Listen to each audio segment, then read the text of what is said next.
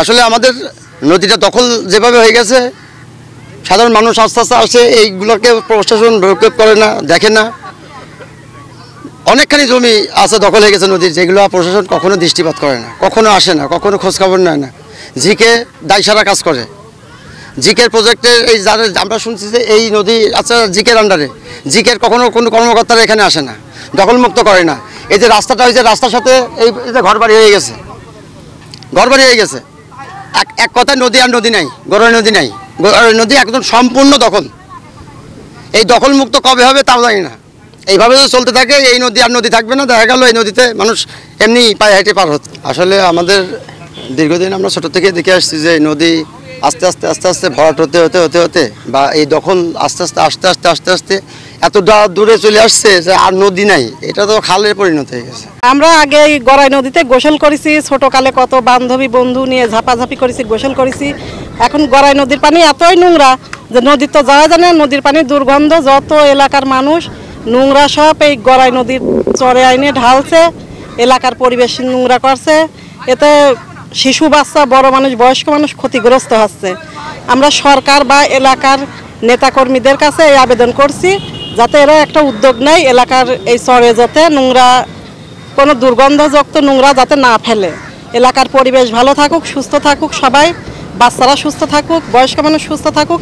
এলাকার এই নোংরা ফেলানোর জন্যই বেশিরভাগ মানুষেরই ডায়রিয়া, ফুড পয়জন, অনেক ক্ষতিগ্রস্ত হচ্ছে এলাকাবাসীরা। আগে আমরা নদীর পানি খাইছি, কিন্তু এখন নদীর পানি এতই দুর্গন্ধ কাজ করেছি, এখন নদীর পানিতে গোসলও করা যায় না। গোসল করতে গেলে গায়ে চুলকানি, ফোট, পচরা এগুলো বের হয়। এলাকার নেতাকর্মীরা যারা ছোট বড় সবাই আছে যাতে একটা উদ্যোগ নেয়, এই নোংরা পরিবেশ দূষণ থেকে মানুষ যাতে রক্ষা পায়, এলাকার পরিবেশ ভালো হয়, এই আশা করছি এলাকাবাসীর কাছে। আমরা যখন এইখানে আইছি তখন ওই নদীর পানি আমরা খাই, গোসল করি, তখন কল ছিল না। আর এখন কল হয়েছে, এখন যত ময়লা সব এইখানে ফেলে, আমরা থাকতে পারি না, পানিও ব্যবহার করতে পারি না, গোসল করতে কষ্ট হয়। সরকারের কাছে দাবি করছি যে আমাদের এই জায়গাটা সুন্দর করতে। এইটুক চাই সরকারের কাছে যে এই নদীর পানি আগের মতন থাকবে, আমরা 1 মাইল দূরত্বের পানি আনতে চাই না, এইটুক আমরা সরকারের কাছে আবেদন করি। আসলে এই গড়াই নদীটি অনেকটা প্রশস্ত ছিল। আমরা যেটা দেখেছি এই নদীতেই প্রশস্ত থাকা অবস্থায় আমরা নদীতে খেলেছি।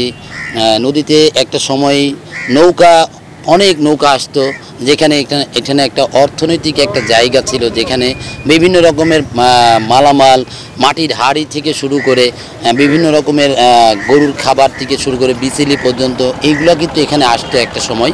সেগুলো এখানে এসে কিন্তু বাজারজাত করা হতো। তো একটা পর্যায়ে এইটা বিভিন্ন প্রভাবশালীর মহলের প্রেসারে বা চাপে পড়ে কিন্তু এখানে কিন্তু একটা দুই পাঁচটা দখল হয়ে গেছে। আর এই দখলটা করেছে এমনভাবে যে এখানে কিন্তু একটা পর্যটক কেন্দ্রও হতো, কারণ এখন তো গড়াই নদীটা হয়েছে, সেই গড়াই নদীটা কিন্তু এখন আর পর্যটকের জায়গাটা নেই। আসলে কেন হচ্ছে না, আর এই বিষয় নিয়ে যারা সংশ্লিষ্ট যারা কর্মকর্তারা আছেন বা যারা এইগুলো দেখভাল করেন, তারা কিন্তু দেখভাল করছে না। আচ্ছা, এখন এটা আসলে যে আমাদের এই নদীটার নাম ছিল গড়াই নদী, এটা নামেই ছিল, এখন মনে হচ্ছে এটা নামেই ছিল। আমরা যখন নদী পাইছি এখন তো আসলে সেই নদী নাই, এখন এটা হয়ে গেছে একটা খাল, ছোট একটা ক্যানাল। এই জায়গায় দিন দিন যেভাবে বসত বাড়ি গড়ে উঠছে, যেভাবে ময়লা আবর্জনা পড়ে পড়ে নদী ভরাট হয়ে যাচ্ছে, তাতে আমরা আমাদের ভবিষ্যৎ প্রজন্মকে কখনো বলতে পারবো না যে এটা আমাদের কখনো নদী ছিল।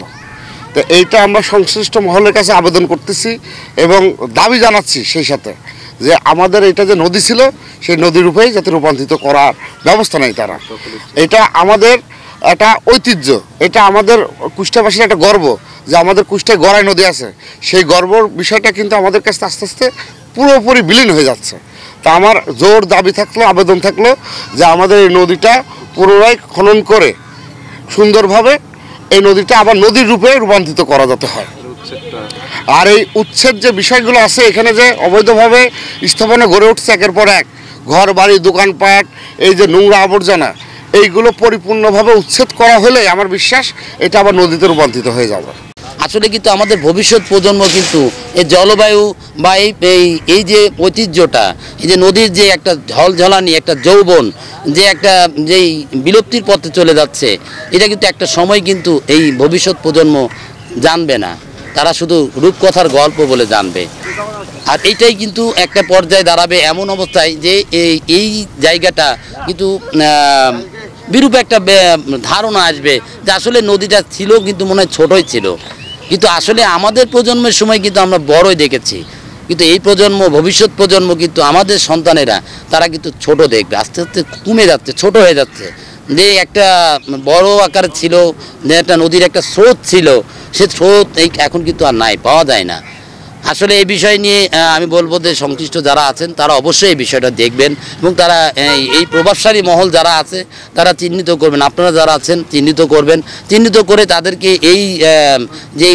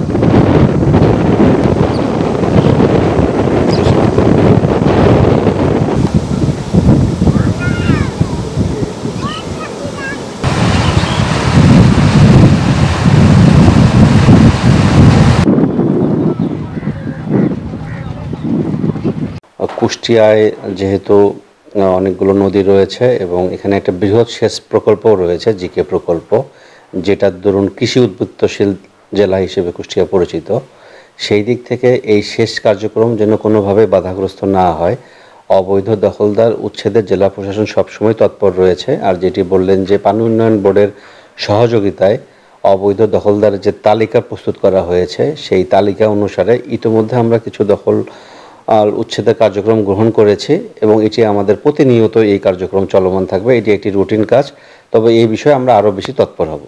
আপনি জানেন যে কুষ্টিয়া একটা বৃহত্তর জেলা, এই জেলার আওতায় মোটামুটি ছোট বড় মিলে 8টা নদী মতো আছে, যেটা বড় নদী হলো পদ্মা এবং গড়াই, আর ছোট হলো কালীগঙ্গা, ডাকুয়া, হিসনা, সাগরখালী।